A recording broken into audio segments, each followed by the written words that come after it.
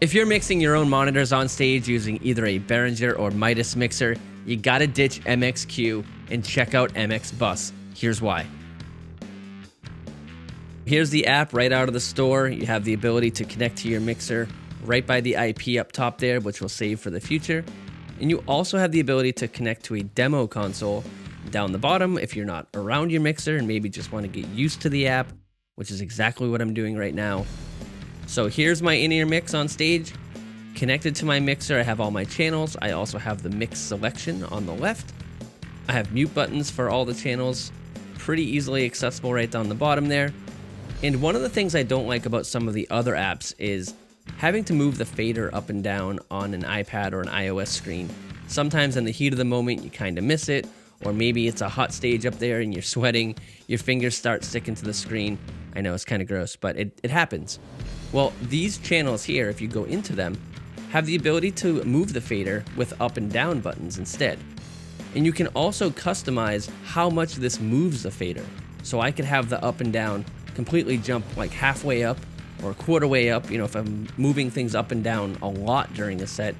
Or if it's very slight adjustments, I can set that to almost unnoticeable lengths. So you can totally customize it to how much you typically are moving the faders during a set.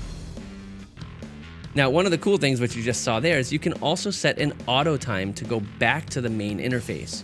So that way I'm not stuck in, say, the kick channel just because it was the last thing I touched. After a certain amount of time, which you can set in your settings, I believe in the Pro app, it can automatically return to the main mixer, which is huge. I also have the ability to group these channels right up the top there with nice custom names that I can determine in the pencil here. I can determine what channels go into that group. I can add, delete groups, and I can also move all the faders in unison with similar up and down buttons on the right when you're in those groups. So if you want to get all the drums up or all the guitars up, pretty simple to do on stage.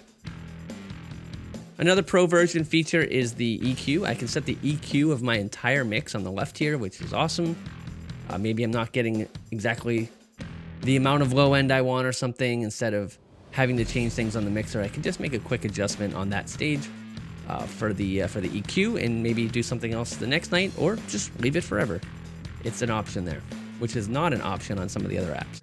It is a free app that does have a Pro package, but MXBus, in my opinion, provides a lot more features than some of the other standard free apps that come, made by the companies that make the mixers. So just an option for those that are looking to have more control over their in-ears on stage.